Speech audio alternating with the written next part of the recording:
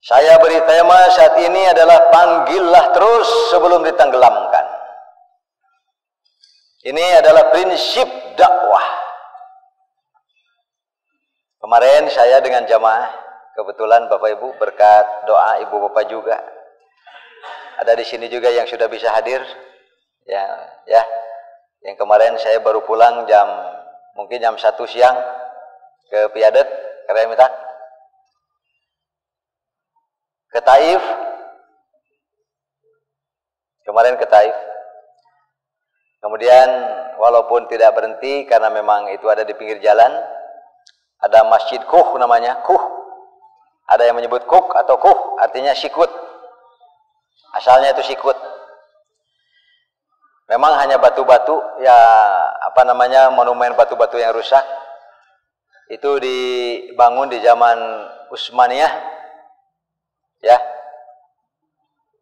Pemerintahan kekhalifahan Utsmaniyah. Masjidnya dibangun. Kenapa disebut Masjid Kuh? Karena ada sejarah yang terkenal, ada riwayat yang mengatakan ketika Nabi sudah terluka parah dan berhasil menyelamatkan diri dari lemparan dan kejaran kaum musyrikin Taif, beliau tidak mampu lagi untuk melakukan perjalanan sehingga beliau tubuhnya terjatuh dan bersandar di sebuah batu. Nah, riwayat-riwayat itu yang menerangkan. Ini saya belum periksa betul. Kenapa masjid itu disebut Kuh? Artinya sikut.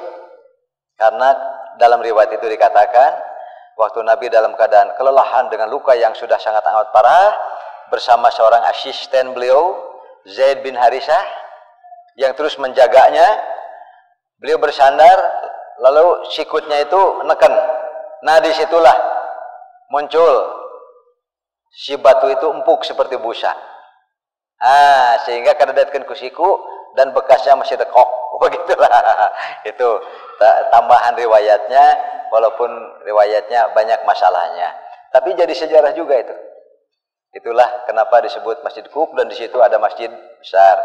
Di belakangnya kebun anggur. Kebun anggurnya masih diabadikan. Tapi ke belakang. Di situ juga dekat, tidak jauh, ada Masjid Adas. Kita tahu ya Masjid Adas. Adas adalah pendeta. Pada saat melihat Nabi Muhammad yang luka-luka parah, ia menghampirinya. Lalu bertanya, ada apa gerangan, kenapa dikejar-kejar dan seterusnya. Karena merasa iba dan kasihan, dikasih anggur dan semacam soda air. Waktu Nabi mau memakan anggur atau minum air itu mengucapkan Bismillahirrahmanirrahim. Itulah yang menarik bagi Adas. Baru kali ini saya mendengar orang mengucapkan itu lagi. Bismillahirrahmanirrahim. Siapa sebetulnya kamu ini? Dan kenapa dikejar-kejar? Dijelaskanlah bahwa disitulah wahyu Allah, pertolongan Allah. Bahkan Nabi Muhammad bisa menerangkan, kamu namanya Adas, bapak kamu namanya ini, ibu kamu namanya ini, turunan Ethiopia, bapak kamu orang Taif asli, dan kamu adalah pendeta. Ceritanya begitulah, kurang lebih.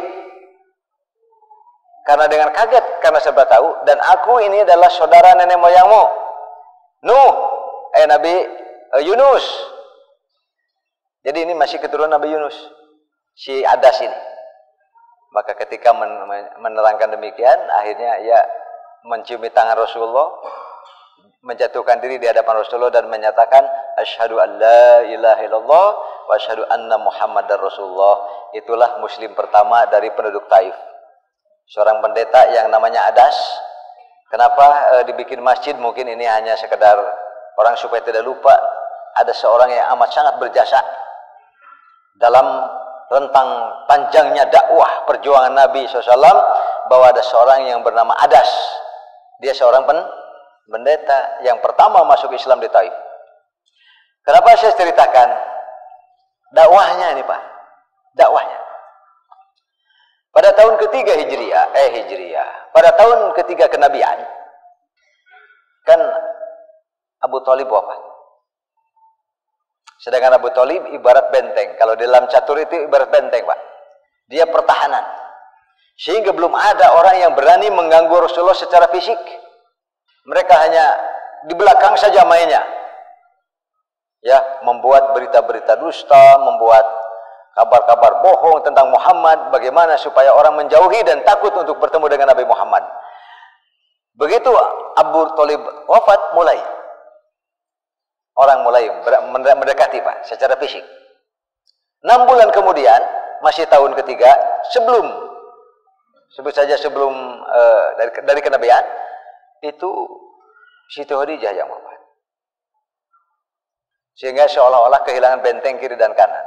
Serangan datang dari setiap arah, dan sekarang makin berani orang mengganggu Rasulullah secara fisik, tidak ada lagi yang menghalanginya. Berlanjut ke kisah sampai Nabi sujud, lalu ditindih dengan kadut unta. Sementara para sahabat mayoritas al-mustada'afina minal mu'minin, mereka adalah orang-orang lemah. Masuk Islamnya pun sembunyi-sembunyi. Dapat ilmu dan belajar tentang Al-Quran dan hadis pun, yang memang Al-Quran saat itu masih sedikit ayat-ayatnya, itu malam hari setelah gelap gulita baru mereka secara sembunyi-sembunyi masuk ke satu rumah yang disebut tempat belajar Nabi, ya, namanya Darul Arqam. Sekali ketahuan habis sudah, seperti Bilal. Bilal padahal baru mengintip-ngintip, sembunyi-sembunyi, masuk diketahui oleh pemiliknya yaitu Umayyah. Maka ia ditangkap dan disiksa, dipertontonkan kepada orang-orang sampai terluka dengan sangat berat. Makanya ketika Rasulullah ditindih dengan kadut, apa kadut bahasa Indonesianya Pak? Kadut, ususnya, usus besar unta. Rasulullah dengan susah payah ingin bangkit dan melepaskan dari tindihan kadut unta itu, tidak ada yang menolong kecuali Fatimah. Dia datang lalu muncul sambil berteriak-teriak memarahi orang-orang Quraisy itu, dan berdua saja Rasulullah dengan Fatimah melepaskan diri dari tindihan perut besar, kadut unta besar itu. Akhirnya dari situ mulai muncul, apakah ini wahyu atau memang ini adalah ijtihad Rasulullah. Ia melihat bahwa Taif adalah sesuatu kota yang sudah sangat established Pak. Kabilahnya banyak, besar-besar, gitu. Yang pemimpin kabilah terbesarnya adalah Bani Saqif. Lalu gabungan dari berbagai kabilah, ada satu yang besar namanya Hawazin. Gitu kan? Rasul melihat kalau Taif bisa menerima dakwah Islam, apalagi ketua-ketuanya ikut masuk Islam, betapa Islam dalam beberapa hari saja bisa jadi kuat. Itu kan? Begitu perhitungan Rasulullah, memiliki cita-cita besar bahwa bisa jadi Taiflah pusat dakwah bagi umat Islam. Berdua saja dengan Zaid bin Harithah, pergi secara diam-diam menyusuri gunung-gunung. Jadi kalau yang sekarang kan ke Taif hanya 2 jam juga tidak Pak, karena sudah dibikinkan jalan tol. Kalau yang aslinya kan begini Pak, seperti ke Pengalengan lah. Cuma kiri kanan gunung batu yang luar biasa dan jurang-jurang. 12 kilo, 14 kilo dari Mekah itu yang disebut dengan Hunain. Jadi Hunain yang sekarang kita lewati itu sudah di atas malah Pak. Padahal asalnya di bawah itu jurang. Tempat pasukan Rasulullah 12.000 orang dihujani oleh para ahli panah yang beribu-ribu tersembunyi, sehingga pasukan Rasulullah lari pontang-panting. Itulah peristiwa Hunain. Tapi yang penting bagi kita, Bapak Ibu yang dimuliakan Allah Subhanahu wa taala, begitu Rasulullah sedang darahnya masih belum kering, beliau bersandar dengan lemah, datanglah malaikat Jibril beserta dengan malaikat penjaga gunung menawari Rasulullah. Tinggal engkau berkata, ya Allah, himpit saja seluruh penduduk Taif dengan gunung-gunung raksasa ini. Dengan begitu Pak, coba kalau yang jadi nabi kita guys beres, orang Taif mual ayat. Karena kadang-kadang kita ini tersinggung sedikit saja, marahnya luar biasa. Terlukai sedikit saja, membalasnya kadang-kadang kita kan suka yang lewihnya banyak. Cok ibu-ibu. Ini contoh saja ibu-ibu, sederhana ibu-ibu. Kita sedang dengan ibu-ibu, dengan suami, sedang ngobrol-ngobrol di depan rumah. cucu yang baru umur 2 tahun, lucu-lucunya dorong-dorong sepeda. Kebayang Bu ya? Kebayangnya? Nah, tiba-tiba ada orang lewat, pletek. Neke, bahasa Indonesianya apa neke? Menjitak gitunya. Tiba-tiba ada orang lewat menjitak kepala cucu kita. Itu apa orang mau dijitak lagi begini atau bawa halu, Pak? Wah, orang mah geus podaran sia ku aing jo kitu Nah, neke jadi dibalas ku podaran banyak. Nah, yang begini kan bukan mental dai, Pak. Bukan mental dai. Dai tidak begitu. Dai itu harus memandang setiap orang yang memang mand'u sasaran dakwah agar kita menjadi syariah. Jalan, Pak, jalan. Atau disebut bahasa Sunda jadi wasilah. Jadi perantara masuknya hidayah Allah kepada hati seseorang. Kata Rasulullah, seseorang masuk Islam di tanganmu lebih baik daripada unta-unta merah yang bergengsi dan mahal. Cek bahasa Sunda bisa ngislamkeun hiji jelema, itu nilainya di sisi Allah lebih mahal daripada unta-unta merah. Kalau disebut unta-unta merah itu, Pak, itu adalah salah satu binatang yang sangat diinginkan oleh penduduk Arab dan dia harganya sangat bernilai, maka orang yang punya itu dianggap bergengsi, kaya raya dan terhormat. Tapi dibandingkan dengan engkau bisa mengislamkan satu orang saja dan engkau menjadi jalan masuknya hidayah Allah ke dalam hati seseorang, itu lebih berharga dan lebih mulia. Itu harus menjadi prinsip da'iyah, para pendakwah. Coba ketika Rasul ditawari, Muhammad, engkau tinggal bilang saja, ya Allah, penduduk Taif begini nistanya menyiksaku, menghinaku, menyebut gila, mengusir-ngusir, melempari, memukul-mukul. Himpit saja mereka, habiskan. Cek bahasa Sunda tumpur ludeskeun, nah gitu kan? Habiskan semuanya. Muhammad, silahkan, engkau tinggal berkata begitu. Malaikat penjaga gunung sudah siap. Nggak geser, Pak, serap beres, Pak. Manusia mah sangat lemah. Dari ujung kepala sampai ke ujung kaki, Pak, hararipu, rentan terhadap kerusakan. Dari ujung kepala sampai ke kaki itu, Pak, rentan kerusakan. Kacugak seetik getihan 3 minggu ingkud-ingkudan keneh. Aya awak sehat jeung sareng jeung poek, oh aya saraf diri katutup jalan apa? Aya barang dahar nyeri suku ngalengka, oh asam urat. Jelema mah, Pak.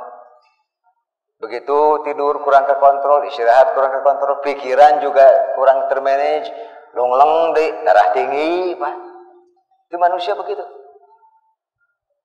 Makanya kaifa takfuruna billahi wa kuntum amwat. Kok bisa-bisanya kufur kepada Allah? Padahal kamu itu asalnya berserakan di makanan-makanan yang dimakan oleh ibu bapakmu sebetulnya. Bahan-bahannya itu kan, kita itu ada di makanan-makanan, minuman-minuman, asupan-asupan gizi dan nutrisi ibu bapakmu. Dimakanlah oleh ibu bapakmu. Lalu dari sekian yang dikonsumsi oleh ibu bapakmu itu disisihkan untuk menjadi bahan keturunan. Bisa jadi lamun aya budak hitutna teh bau teh. Bisa jadi meureun indung bapana beuki kana engkol jeung jengkol. Bahana eta meureunna jeung nama engkol jeung jengkol. Apa kata Nabi Muhammad? Melihat yang nista seperti itu, melukai, menyiksa, menghina. Da'hum ya Jibril, fa innahum qaumun la ya'lamun. Biarkan dulu Jibril, beri mereka tempo. Hari ini mereka begitu, tapi bisa jadi besok lusa mereka menjadi orang-orang yang paling membela Islam dan kaum muslimin. Bisa jadi mereka menjadi kelompok dan kabilah yang sangat mencintai dan melindungi Rasulullah SAW. Udah, beri dulu mereka waktu. Satu ketika saya akan datang lagi mendakwahi mereka. Itu, Pak, mental dai. Makanya cocok dengan ini, Pak. Sebelum ditenggelamkan, panggil terus. Panggil itu artinya bisa memanggil, bisa artinya dakwah, bisa artinya menyeru untuk berada bersama-sama di dalam keislaman. Ini kisahnya sedih, Pak. Mungkin sebelumnya pernah saya ceritakan. Setelah lebih kurang hampir 1000 tahun, Nabi Nuh bersama kaumnya. Tetapi tidak ada perkembangan baik yang menggembirakan dari dakwah Nabi Nuh ini. Akhirnya Nabi Nuh mengadu kepada Allah Subhanahu wa taala. Nanti dalam surah Asy-Syu'ara ada, dalam surah Hud juga, apalagi dalam surah Nuh yang memang diawali dari ketika Allah berfirman mengatakan, sesungguhnya kami mengutus Nuh kepada kaumnya, an anzir qaumahum min qabli ayyatiyahum adzabun alim. Terus dakwahi sebelum benar-benar datang azab pedih kepada mereka. Qala inni lakum ya qaumi inni lakum nadzirum mubin, kata Nabi Nuh. Aku menceritakan apa-apa itu wahyu, bukan karangan, bukan sihir, bukan dongeng. Tapi apa sikap mereka? Sikap mereka terus mencemooh, mendustakan, menghina. Hampir sama Pak sejarahnya. Nabi-nabi itu rata-rata disebut penyihir, tukang bohong, halusinasi, dan lain sebagainya. Tapi terus dengan penuh kesabaran, jalan dakwah itu ditempuh oleh Rasulullah SAW, ditempuh juga oleh Nabi Nuh. Memang begitu rata-rata jalan hidup para Nabi, karena Allah sudah mengatakan kami ciptakan bagi setiap Nabi itu musuh-musuhnya, baik dari setan, setan golongan jin maupun setan dari golongan manusia. Jadi kalau Bapak Ibu senang dengan Islam, lalu senang ada gairah untuk mengajak dakwah, mental ini harus dimiliki, Pak. Apa itu? Tidak nurut hari ini barangkali besok, tidak besok barangkali lusa, tidak lusa dia tenggelam, barangkali masih ada keturunannya yang mau beriman. Ketika Nabi Nuh sudah diperintahkan untuk membuat perahu, bahkan di tempat terbuka, orang-orang yang lewat, Pak, mencemooh. Coba ini memuncak katanya halusinasinya. Bahkan dia mengatakan di tempat sekering ini kok akan ada banjir besar. Dibikinlah perahu dengan cukup besar. Dalam keadaan membuat perahu, setiap kabilah yang lewat mereka mencemooh, bahkan ada yang melemparinya dengan kotoran, Pak. Sabar we perahu teh, lamun urang banyak urang keur digawe nyeun perahu, jelema teh wah sia nu gelo, halusinasi, ulah deukeut euy kade, sigana langsung kalah ke doana urang Bapak. Ya Allah, atos we abdi jadi nabi teh duke geudetan ieu, abdi mah bade pangsiun dini we. Tapi Nabi Nuh terus mengajak mereka. Sampai 4 hari 4 malam hujan tanpa henti, Pak. Diiringi dengan petir yang biasa di mana-mana, Pak. Sudah demikian pun mereka masih mendustakan. Ayo naik perahu, ayo naik perahu. Anak Nabi Nuh kan 4, Pak. Ada Syam, gitu, ada Khon, ada Nafis, dan Kan'an. Serat Pak Ustaz, serat kayak gitu. Jalannya bisi kanggo si Pak Ustaz we, ya. Anak Nabi Nuh 4. Nama anak Nabi Nuh yang mudah-mudahan saya tidak salah ini ada Syam, gitu. Makanya nanti ini Nabi ini keturunan Nabi Nuh tapi dari mana gitu kan? Ada Syam, kemudian ada Khon gitu, Khon ini, kemudian ada Nafis pakai ta gitu, kemudian satu lagi juragan ya. Tah, iya bukan lakon apa Pak?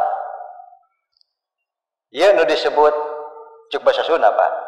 Awi sadapuran tara lempeng kabeh. Kenah gitu bahasa Sundanya. Ini soleh, kalau ibarat bambu lurus bambunya besar. Ini juga soleh mengikuti dakwah bapaknya, lurus besar. Ini juga soleh Pak, mengikuti dakwah bapaknya Nabi Nuh. Ini diibaratkan bambu lurus besar sehat. Iya Pak. Awi sadapuran tara lempeng ayah. Pak bisi nanti diantara anak bapak ayo nu bengkok.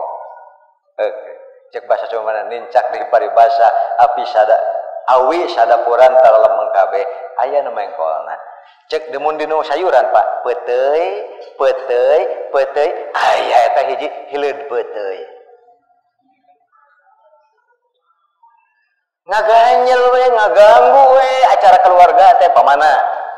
Ini kesini, ieu yang celing we. Teu diajakan dulur. Saudara. Diajakan, nggak ganyel, jadi masalah. Aya nu kitu pendulur aya normal. Cek bari bahasa Sunda lantaran awi sadapuran tara lempeng. Gitu, Pak. Juragan. Pamer pembangkangan terhadap dakwah Nabi, yang Nabi itu bapaknya sendiri dipamerkan di depan orang. Saya beda, saya ambil jalan yang tidak cek bahasa Sunda mah geus atuh bapak cenah hayu ngadawahan capek ya. Geus lah ayeuna mah lakum dinukum. Waduh eta gaya gitu eta ka bapak. Bari jeung bapak teh Nabi, Pak. Lakum dinukum mulyadin, bapak lieur cenah abdi ya. Tapi saya sudah dewasa, saya sudah mampu mandiri. Udahlah kita jalan masing-masing. Nah, yang bapak sampaikan ini agama Allah samawi, wahyu ganeng lah, gitu kan? Diajak dengan susah payah si Kanan. Makanya coba ibu bapak bayangkan, Nabi Nuh terus berusaha sampai ketika hujan 4 hari 4 malam tanpa henti diiringi dengan petir, perahu mulai. Ini dia mulai bukti bahwa apa yang dikatakan Nabi Nuh adalah wahyu Allah Subhanahu wa Ta'ala. Dan banjir bandang ini disebut banjir bandang karena datang tiba-tiba, hilangnya pun tiba. Begitu biasanya banjir bandang, Pak. Sebut bukan banjir, aya banjir Cilencang, aya banjir bandang gitu kan. Yang bisa tiba-tiba, kadang-kadang di mana saja. Nanti dalam surah Hud dikatakan, "Hei langit, turunkan semua airmu. Hei bumi, keluarkan semua air yang ada dalam perutmu." Mulailah dari dalam keluar air, Pak. Dari langit turun, diiringi dengan gemuruh. Guludug bahasa Indonesia naon guludug, Pak? Petir kan halilintar, Pak. Guludug. Oh itulah geledeg, Pak. Geledeg, Pak. Geledeg gitu. Tahu bukan Allah. Gitu, Pak. Langit bising dengan suara halilintaran guludug. Mulai air turun dengan sebesar-besarnya, Pak. Di mana turunnya? Di setiap tempat di dunia ini. Karena ini bukan air biasa, bukan hujan biasa. Langit disuruh menghabiskan air yang ada di langit, Pak. Bumi pun mengeluarkan. Sehingga kalau seluruh dunia banjir itu. Jadi kalau air dikonsentrasikan seluruhnya yang ada di kulit bumi, banjir dunia, Pak. Kenapa sekarang tidak ada banjir dunia? Di sana halodo, di sini hujan, di sana kekeringan, Pak. Di sini malah kebanjiran. Begitu sekarang. Berbagi musim kan? Berbagi cuaca, tergantung angin membawanya kemana kan? Karena Allah yursilu riyah, Allah yang terus mengutus angin. Tiup ke sana, tiup kemari, hujan di sini, kering di sini dan sebagainya. Tapi ketika zaman Nabi Nuh, semua turun. 4 hari 4 malam, Pak. Kalau dalam tarikh sampai 12 hari angkleng, sok angkleng-angklengan naon deui wae tah. Perahu Nabi Nuh terus, Pak. Bayangkan oleh Bapak Ibu, Nabi Nuh setiap sudut perahu lari-lari, Pak. Ada kabilah yang berkumpul, ini kabilah mana? Dari anu, wahai Nabi Allah, apakah kamu melihat anak saya, si Kan'an? Tidak ya Nabi Allah, aduh syah anak aing kemana? Kemana anak saya? Lari ke sini ada kabilah. Coba kamu katanya ini anak-anaknya disuruh mencari juga, Pak. Barangkali si Kan'an ditemukan. Jadi ayatnya, Pak. Wa qala rkabu fiha bismillahi majraha wa mursaha. Wa qala dan dia berkata, Nabi Nuh, mulailah laju perahu ini diangkat oleh air yang Allah turunkan. Majreha selama ia angkeleng-angkelengan. Apa majreha teh angkeleng-angkelengan, Pak? Apa bahasa Indonesianya, Pak? Selama ia berlayar, laju terombang-ambing ombak yang luar biasa. 12 hari, Pak. Ujiannya luar biasa. Kenapa? Karena wahiyya tajri fi maujin kaljibal. Perahu ini di atas laut yang ombak-ombaknya sebesar-besar gunung, Pak. Ini ujian bagi umat Nabi Nuh. Tapi Nabi Nuh masih terus berusaha mencari anaknya. Siapa yang melihat anak saya? Enggak, ya Nabi Allah.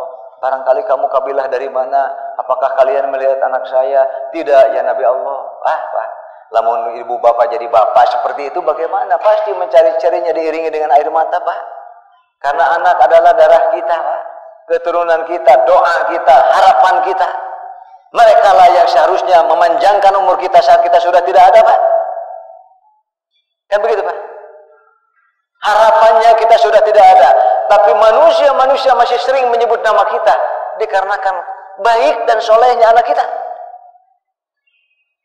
Doa orang yang masih hidup masih terus nyambung walaupun kita sudah tidak ada. Kenapa? Karena diingatkan oleh anak-anak kita bahwa kita pernah ada, bahwa kita pernah eksis. Apalagi kalau kita ini dai, Pak, yang terus tanpa henti mengajak orang untuk masuk Islam. Itu Pak kahayang tehnya banyak. Sok bapak ini dakwah ke sana kemari sementara anak nggak ada yang benar, gimana Pak? Pusing nggak? Pusing, kecewa, sedih. Tapi sekali lagi, selama belum ditenggelamkan, panggil terus. Bisa dipaham, Pak? Ini ayatnya. Wa huwa fi ma'zil, ternyata si Kanan itu di tempat, oh ternyata ada itu. Lagi Pokok-jayan berenang-renang di atas sebuah kayu kecil, Pak. Diberi perahu gede, kalau ada perahu letik, Pak. Ya dari kayu, dia berenang-renang menuju ke sebuah gunung. Maka Nabi Nuh mengarahkan perahu itu terus mendekati anaknya. Ya bunayya irkam ma'ana wala takum ma'al kafirin. Anakku, naik bersama kami. Janganlah kamu termasuk orang yang kafir. Apa jawabnya? Qala sa'awi ila jabali ya'simuni minal. Bapak udah, jangan pikir saja lah. Cek bahasa Sunda budak ayeuna geuning baca atuh palieur pageus lakum dinukum. Duh, eta mah gaya kitu make dalil Quran. Bari jeung rek ngaco, Pak. Amaluna amalukum. Bisa dibayangkan, anakku. Naon ajaib. Nah, si Kanan amun urang bapana gede amak ieu Pak, ai maneh sia mun jadi kitu we kurang banyak. Tapi Nabi Nuh dia belum tenggelam. Belum tenggelam, masih ada harapan. Terus dipanggil-panggil. Irkam ma'ana wa la takumal kafirin. Ayo naik, ada kesempatan nih. Jangan bersama orang-orang yang kafir.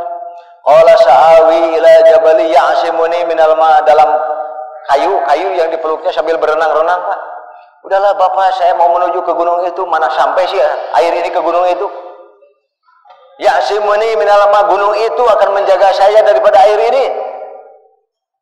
Terus Nabi Nuh berusaha mendekatkan perahunya. Wahala bainahumal maut. Ternyata ombak besar sebesar gunung itu di antara Nuh di atas perahunya dan Kan'an di dalam kayu yang dipeluknya. Akhirnya terbang ke atas si Kan'an, lepu fakana minal mugroki. Kalau sudah tenggelam, namanya apa boleh? Buah. Walaupun dia anak, Nabi Nuh menangis kepada Allah Subhanahu wa taala, ya Rabbi innabni min ahli. Nanti dalam surah Nuh, Pak. Ya Rabbi innabni min ahli. Ya Allah, tuh anakku ini kan keluargaku. Anakku ini keluargaku. Kata Allah apa? Wala tas'al ma laisa laka bihi ilmun. Nuh, jangan kau meminta sesuatu yang kamu sendiri tidak ngerti apa-apa. Innahu laisa min ahlika. Walaupun dia adalah dagingmu, dia tidak bisa jadi keluarga. Kenapa? Karena sudah tenggelam dan mati. Maka bagaimana mungkin jadi keluarga? Karena keluarga yang sebenarnya adalah keluarga dalam akidah yang sama, berjamaah dalam taat kepada Allah dan Rasulnya. Seperti itulah keluarga dunia, dan insya Allah akan menjadi keluarga nanti di surga Allah Subhanahu wa ta'ala. Tetapi sekali lagi, sebelum ditenggelamkan, terus panggil. Bisa dipaham, Pak? Seperti Nabi Muhammad, maukah engkau tinggal minta saja, mohon kepada Allah, habiskan penduduk Taif, biarkan malaikat-malaikat penjaga gunung ini menghimpit mereka dengan gunung-gunung raksasa. Apa kata Nabi? Da'hum fa innahum qaumun la ya'lamun. Biarkan dulu, mumpung masih ada waktu. Mungkin satu saat saya akan mendakwahi mereka kembali. Seperti itu juga Nabi Nuh sebelum anaknya menghilang ditenggelamkan Allah, dia masih terus berusaha memanggil-manggil agar anaknya naik ke perahu. Tapi kalau sudah ditenggelamkan, itulah innahu laisa min ahlika, meskipun ia darah dagingmu, sebetulnya ia bukan keluargamu.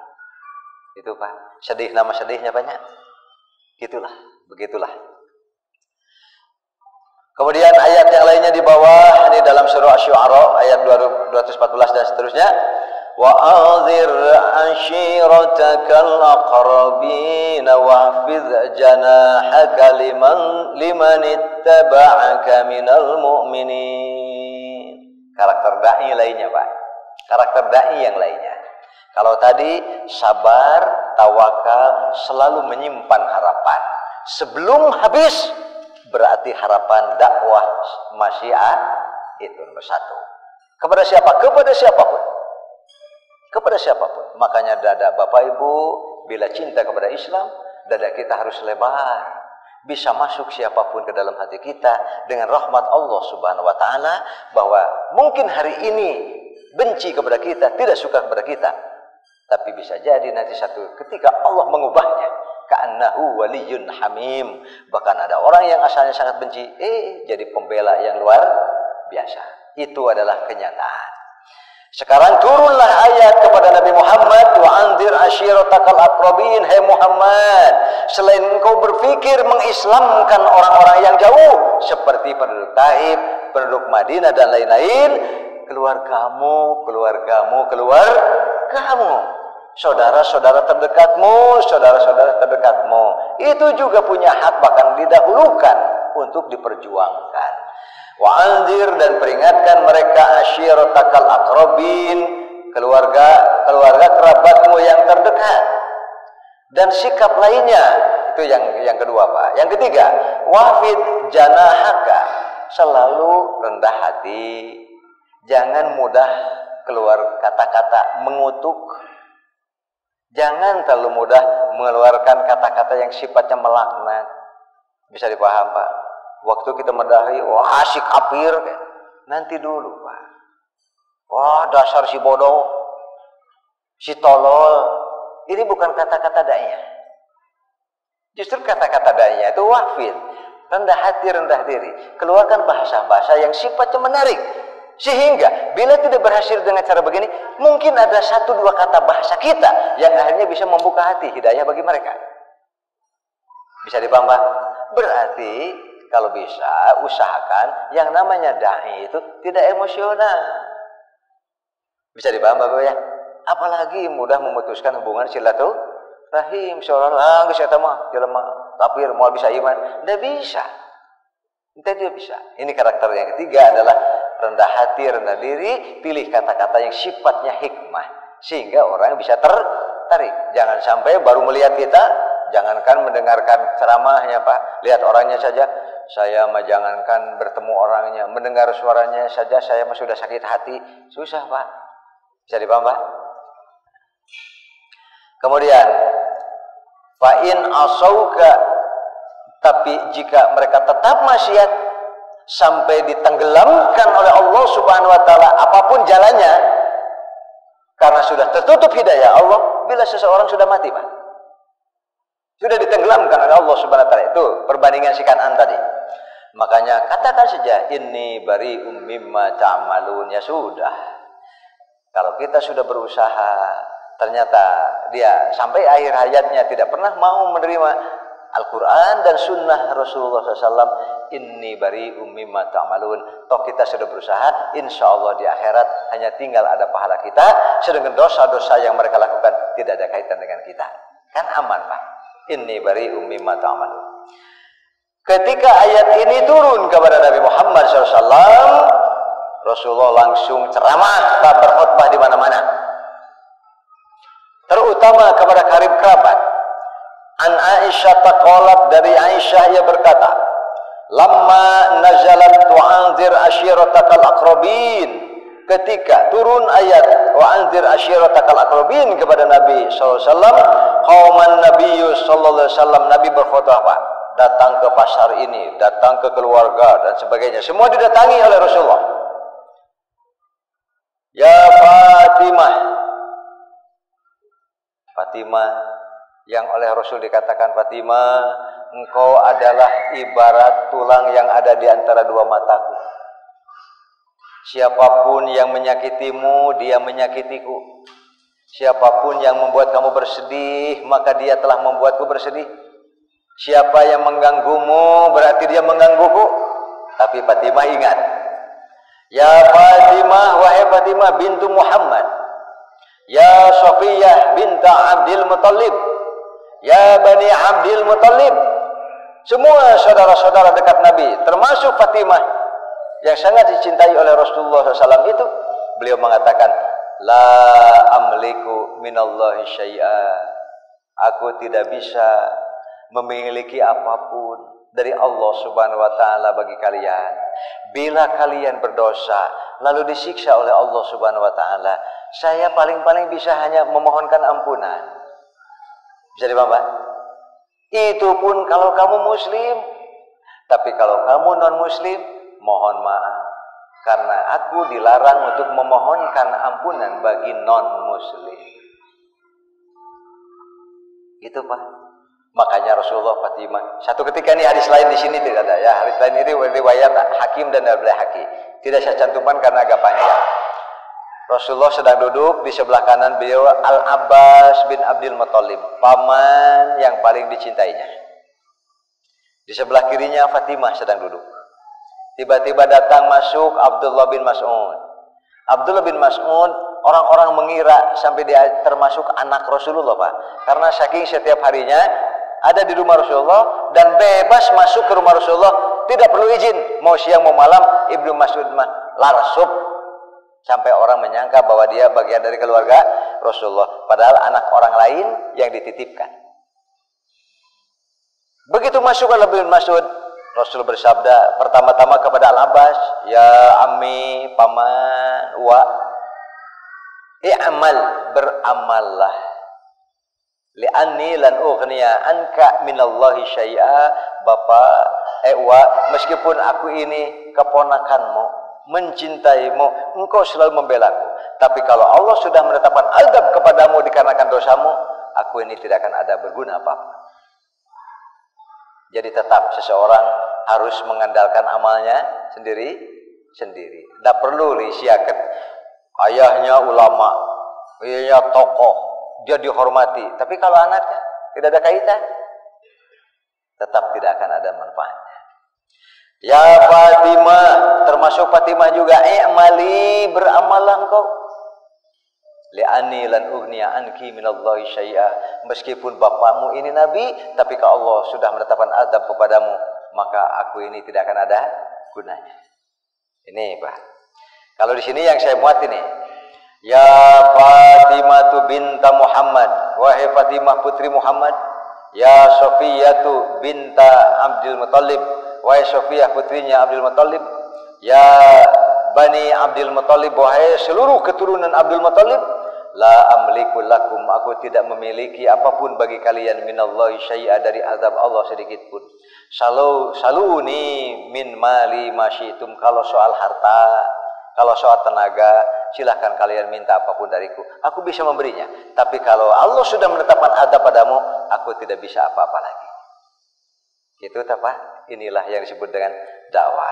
Berarti Rasul pun memanfaatkan mumpung saudara-saudaranya ini masih hidup. Berarti sebut saja belum ditenggelamkan oleh Allah Subhanahu wa taala. Kalau Abdul Muttalib, ya ammi qul la ilaha illallah, wa ucapkan la ilaha illallah, asyhadu bika billah yaumil qiyamah.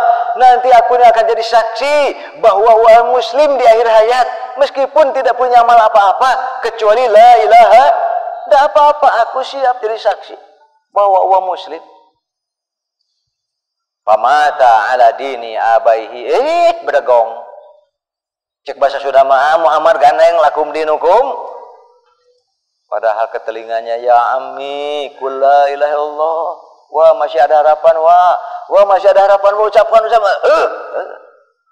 Dia ditenggelamkan oleh Allah Subhanahu wa taala dalam kekafiran. Jadi ditenggelamkan ini, Pak, artinya banyak. Bisa ditenggelamkan dalam arti hakikinya seperti putranya Nabi Nuh yang bernama Kan'an, bisa juga ditenggelamkan tetap dalam kekafiran ya, sehingga ia tidak pernah menerima Islam selama hayat dikandung, itu sesungguhnya mereka ditenggelamkan oleh Allah Subhanahu wa taala. Kalau sudah mati, apa boleh buat? Bahkan kita memohonkan ampunan pun kita tidak diizinkan. An Nabi Hurairah radhiyallahu anhu, dari Abu Hurairah semoga Allah meridainya, anna Nabiyya sallallahu alaihi wasallam, bahwa Nabi SAW bersabda, ya Bani Abdi Manaf, wahai seluruh keturunan Abdul Manaf, kan Nabi juga termasuk keturunan Abdul Manaf, Abdul Muttalib dan seterusnya. Ishtaru anfusakum, belilah diri-diri kalian minallahi, dari Allah, dengan apa? Dengan iman dan amal soleh, Pak. Karena sesungguhnya hidup kita ini berniaga, Pak. Kita ini melakukan, membuat sesuatu yang harus diridhoi dan diterima Allah Subhanahu wa ta'ala. Ibaratnya kalau benar pesanannya, maka akan dibeli dan diambil oleh Allah. Kalau ternyata yang Allah pesan begitu, malah kita menyetorkan yang bukan-bukan, yang tidak cocok dengan pesanan Allah, berarti bisnis kita, apapun kita ini gagal, Pak. Walaupun kekayaannya sebanyak sisa mau, istilahnya begitu, Pak. Ya.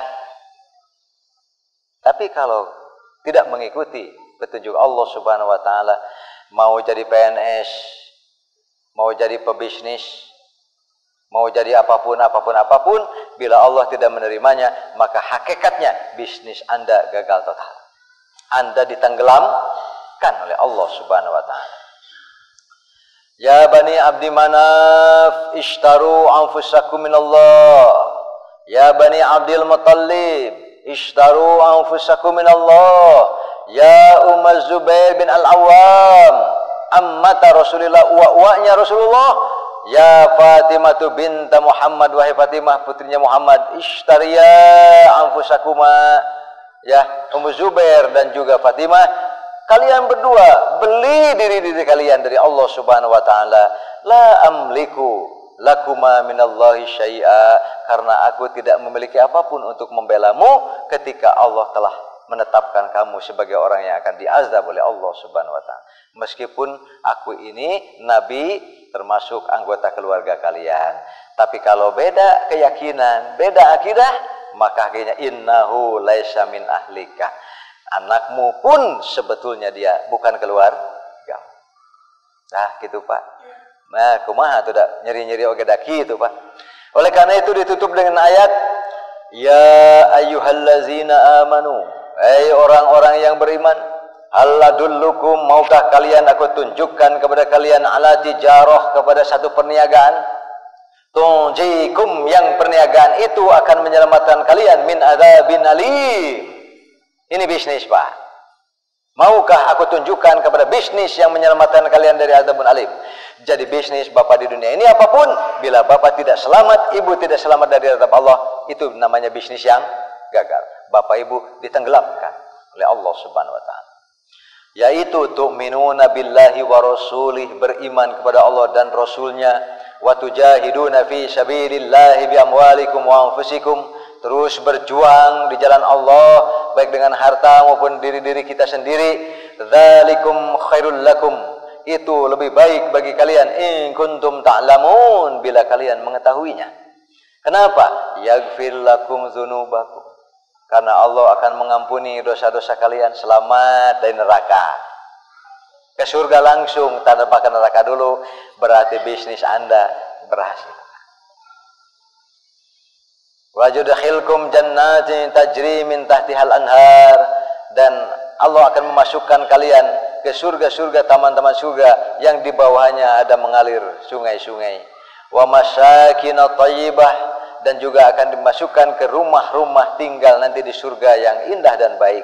Fi jannati aden, di surga-surga Aden. Dzalikal fawzul azim, itulah keuntungan yang sangat agung.